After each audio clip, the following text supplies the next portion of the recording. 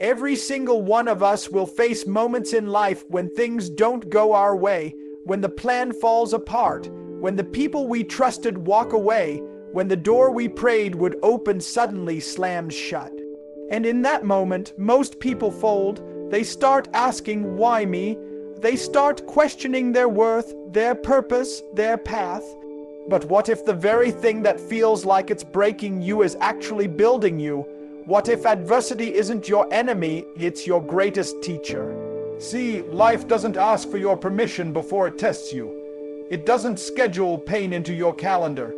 It just shows up, and when it does, it reveals what's inside you. Pressure doesn't create character, it exposes it. You'll never know how strong you are until life gives you something that should have broken you. That's where transformation begins, not in the easy moments, but in the fire. Adversity is not there to stop you, it's there to prepare you. The challenge you're facing right now, the disappointment, the delay, the setback, it's not punishment, it's preparation. It's life sharpening you for something greater. You might not see it now, but one day you'll look back and realize the pain had a purpose. Because the truth is, strength is never built in comfort. You don't discover who you are when everything is perfect. You discover it when nothing goes according to plan and you still refuse to quit. Most people pray for success but run from struggle. They want the growth without the grind, the victory without the battle, but it doesn't work that way. The process is where you earn it. The process is where you get refined, where you learn discipline, resilience, and gratitude. You see, adversity is not asking you if you're ready, it's forcing you to become ready. Every obstacle is an opportunity to prove to yourself that you can rise again. When you learn to embrace adversity, something powerful happens inside you. You stop being a victim of your circumstances and start becoming the author of your story. You stop asking, why is this happening to me? And start asking, what is this trying to teach me? That's when your whole life changes. Because perspective is power. The moment you decide that life isn't happening asterisk to asterisk you, but asterisk for asterisk you take your power back. Maybe life has knocked you down. Maybe you've been through loss, heartbreak, failure, or rejection. But if you can breathe, if you can think, if you can move, you still have something left. And as long as you have something left, you can rebuild. You can start again, you can rise, because adversity doesn't define you, your response does. There are people who went through things that should have destroyed them, and now they're walking testimonies of strength. Not because life was kind to them, but because they decided that no matter what happened, they would keep showing up. That's the mindset that changes everything. You stop waiting for things to get easier and start getting better yourself. You stop avoiding the storm and start walking through it knowing that you were built for this. When life tests you, it's not trying to take something from you, it's trying to reveal something within you. You might lose things along the way, but you'll gain something far more valuable: perspective, patience, power. Every scar has a story, every wound has wisdom. And when you finally understand that adversity is not a wall but a window, you begin to see that everything you've been through was never meant to destroy you, it was meant to develop you. Because the truth is, life's toughest moments don't just shape who you are, they show you who you can become. Everybody wants to win. Everybody wants success, recognition, results. But very few people are willing to give everything to the process when the outcome is uncertain. Most people are addicted to results. They only show up when it looks like they're winning. They only stay consistent when there's applause, progress, or praise. But that's not where greatness is built. True greatness lives in the unseen hours, in the quiet grind, in the discipline that no one claps for. It's built when you learn to stop chasing the outcome and start falling in love with the effort. When you attach your worth to results, you'll always be a slave to circumstance. If you win, you feel high. If you fail, you feel broken. You ride an emotional roller coaster because your sense of value depends on what happens asterisk to asterisk you instead of what happens asterisk through asterisk you. But when you shift your mindset from outcome to effort, you reclaim your peace. You stop focusing on what's beyond your control and start mastering what is within your reach. You stop chasing validation and start building consistency. Effort is something no one can take from you. It's the one thing that doesn't depend on your environment, your resources, or your past. You can control how hard you work, how much heart you bring, how you respond when things don't go your way.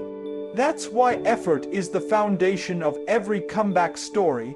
Every champion, every leader, every person who's ever achieved something meaningful learned one truth. Success doesn't start when you win. It starts when you decide to keep showing up even when you don't. The world tells you to measure your life by results, your income, your followers, your achievements. But those are just reflections of effort applied over time. You can't skip the grind. You can't cheat the process. If you focus only on outcomes, you'll start cutting corners, losing integrity, and burning out. But if you focus on the effort, you'll grow stronger, wiser, more disciplined. And eventually, the results will chase you. When you commit to effort, you become unstoppable because you remove the fear of failure. Think about it. If your goal is to give everything you have every single day, you can't lose. The scoreboard doesn't define you anymore. The journey does. That's where real confidence is born, not from winning, but from knowing you gave everything when nobody was watching. That kind of confidence doesn't fade when the lights go out or the crowd leaves. It's rooted in who you are, not what you achieve. There will be days when you give your all and still fall short. There will be seasons where you do everything right and nothing seems to work. But that's not the time to give up. That's the time to double down on effort. Because the truth is, every ounce of energy you put in is a seed. It may not grow today, but one day it will bloom in ways you couldn't imagine. You don't control the harvest, you control the planting.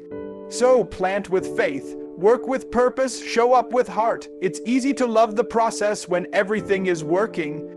The real test is whether you can still love it when it feels like it's breaking you. That's where the separation happens. That's where good becomes great. You can't predict the outcome, but you can control the input. You can decide how much focus, passion, and discipline you bring to the moment right in front of you. And that moment, that effort is everything. Because when you learn to shift from outcome to effort, you stop competing with others and start competing with who you were yesterday. You stop waiting for success to give you permission to feel proud. And you start finding fulfillment in the work itself. You start to realize that real victory is not about the result, but about who you became while chasing it. And when that mindset takes root, your life changes not because everything suddenly works out, but because you finally understand that effort is the reward.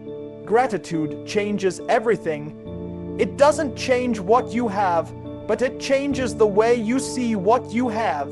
Most people go through life focused on what's missing, what went wrong, or what could have been. They live stuck in a cycle of frustration, always comparing, always complaining, never realizing that what they take for granted, someone else is praying for.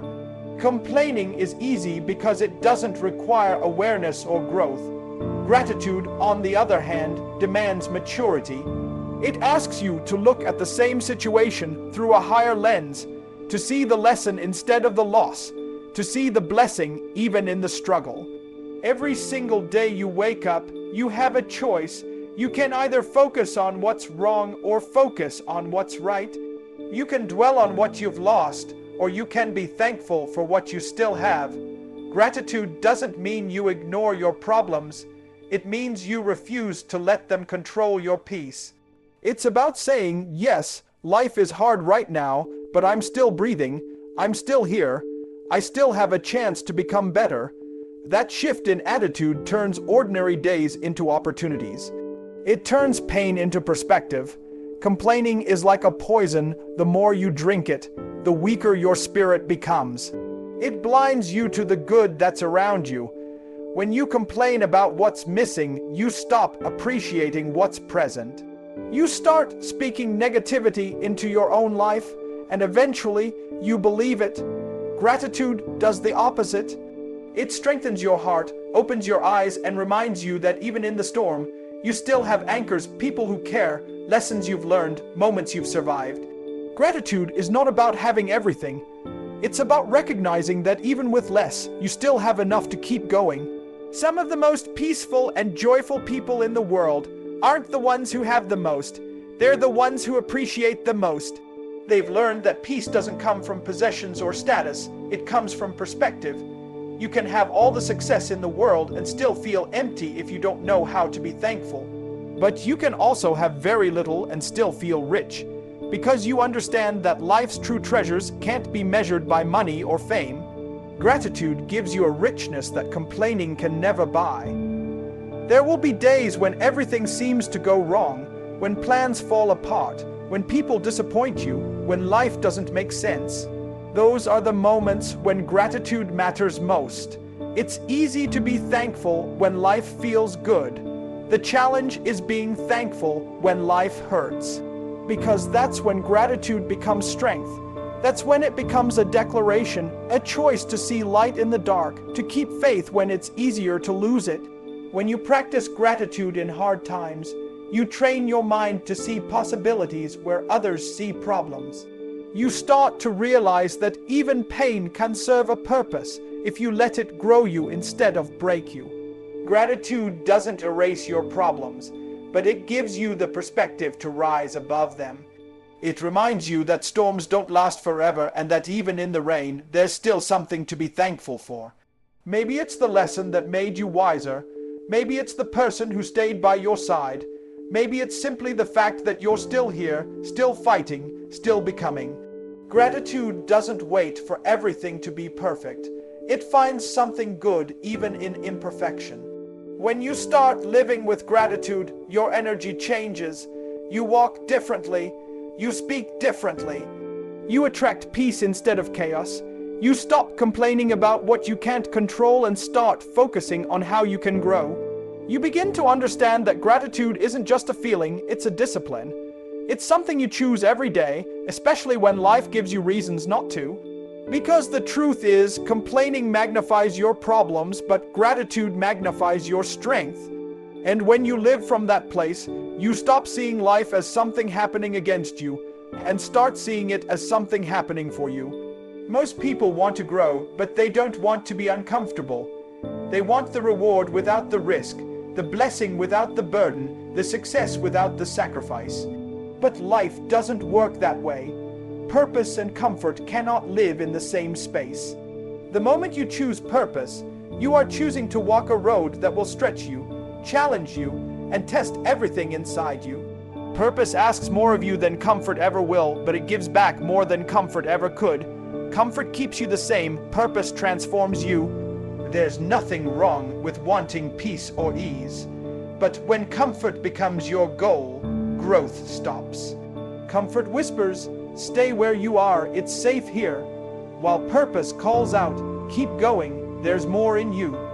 And that's the moment of truth, when you have to decide which voice you'll listen to. Because the voice of comfort will always protect your feelings, but the voice of purpose will protect your future. The journey toward purpose will often feel lonely, uncertain, and even painful, but it's in that discomfort that you discover who you really are. Purpose doesn't promise convenience. It promises meaning, and meaning is what gives your life weight. When you live with purpose, you wake up differently, you move differently, you stop being driven by how you feel and start being guided by what you're called to do. Feelings change, but calling doesn't. Comfort is temporary, purpose is eternal. Every person who ever accomplished something significant had to make peace with being uncomfortable. They had to keep pushing even when it didn't make sense, even when the world told them to quit.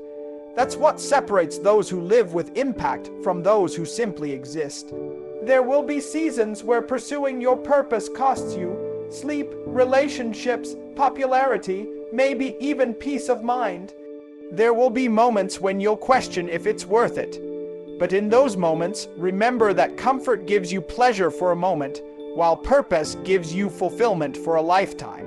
The grind, the struggle, the late nights, the rejection, the failure, it's all part of the process. The pain you feel is proof that you're growing beyond what's comfortable. You don't get stronger by staying safe. You get stronger by walking through the fire and realizing you can survive it. Most people run from struggle, but purpose-minded people run toward it. They understand that every challenge carries a lesson, every failure carries feedback, and every season of discomfort is shaping them for the next level. When you live for purpose, you stop asking, "Why is this happening to me?" and start asking, "What is this preparing me for?" That's the mindset that changes everything. Because purpose isn't about what you get, it's about who you become along the way. Comfort keeps you in familiar places. It keeps you repeating old patterns, reliving the same year over and over again. But purpose pushes you into unfamiliar territory. It demands that you grow, that you evolve, that you become someone capable of handling what you've been praying for. And that process isn't easy. Growth is uncomfortable, healing is uncomfortable, change is uncomfortable. But so is staying stuck where you don't belong. You have to decide which kind of discomfort you're willing to live with, the pain of growth or the pain of regret. When you start choosing purpose over comfort, you begin to realize that your struggles weren't setbacks, they were setups. Every time life pushed you out of your comfort zone, it was positioning you for something greater. Purpose has a way of pulling greatness out of you that comfort never will. You may lose some things along the way, but what you gain, discipline, strength, clarity, and peace, is far more valuable.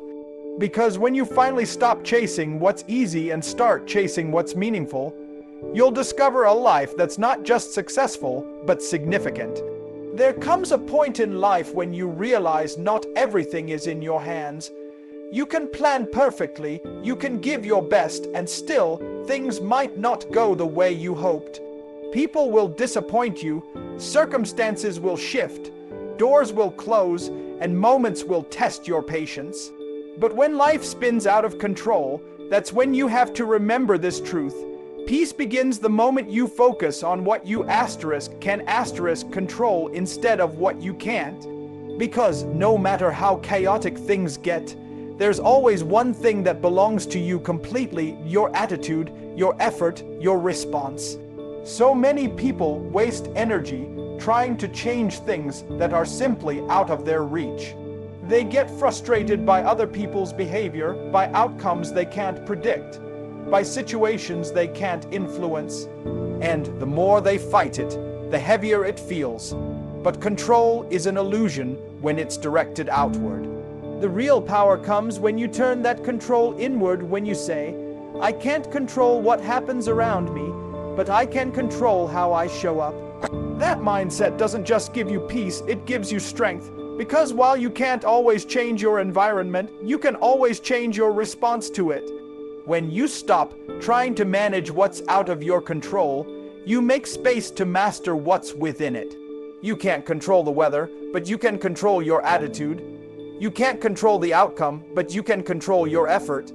You can't control how others treat you, but you can control how you treat them and yourself. That's where growth lies. That's where maturity begins. The world doesn't reward people who complain about conditions.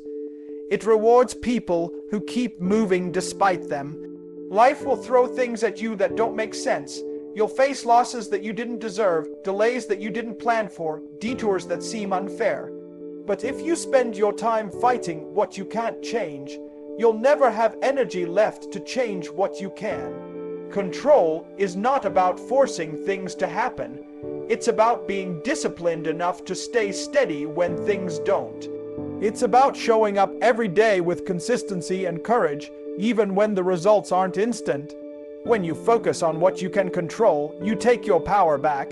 You stop giving circumstances permission to dictate your mood. You stop letting other people's actions determine your peace. You begin to understand that your emotions, your energy, your focus, they're your responsibility. You can't always choose what happens to you, but you can always choose what happens * you. That's the difference between reacting and responding. Reacting is emotional, responding is intentional. One drains you, the other grows you. There's freedom in letting go of what's beyond your reach. It doesn't mean you stop caring. It means you stop carrying what's not yours. You can't carry everyone's choices.